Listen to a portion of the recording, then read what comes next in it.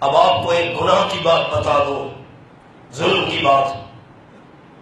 مولانا تھانوی رحمت اللہ علیہ نے لکھا ہے کہ گھر کے اندر استعمال ہونے والی جو چیز مشترک ہے، کیا مطلب؟ گھروں میں ہماری ماں اور بہنوں کو آپ نے مسئلہ سنانا ہے، یہ امانت ہے آپ دوستوں کا۔ جھاڑو ہے، یہ گھر میں ہر کوئی استعمال کرتا ہے صفائی کے لیے۔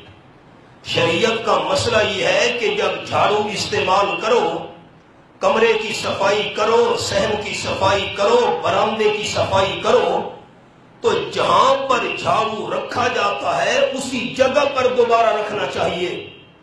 اگر صفائی کرنے والے نے صفائی کرنے کے بعد جھاڑو وہاں نہیں رکھا اور دوسرے گھر کے بندے نے اس کو تلاش کرنا چاہا، جھاڑو نہیں مل رہا اور اس کو جھاڑو تلاش کرنے میں تکلیف ہوئی ہے، تو اس پہلے بندے کے نامہ اعمال میں گناہ لکھا گیا ہے۔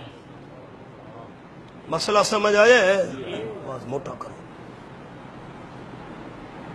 جو چیز جہاں سے اٹھانی ہے وہاں رکھنی ہے گھر کے اندر، جو تمام گھر کے لوگ استعمال کرتے ہیں۔ سر کے بالوں میں کنگھی کرنی ہے، کنگھی کرنے کے لیے ایک جگہ مقرر کی ہوئی ہے کہ وہاں پر کنگھی رکھی جاتی ہے، ٹوکری ہے اس میں کنگھی پڑی ہوتی ہے، سارے گھر والے آ کر وہاں کنگھی دیتے ہیں۔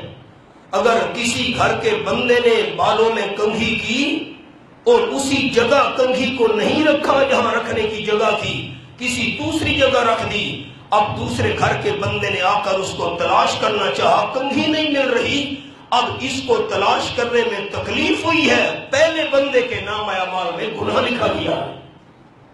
ایسا کریں ان شیء دا خیال کیتا ہے؟ چھوٹے موٹے گناہوں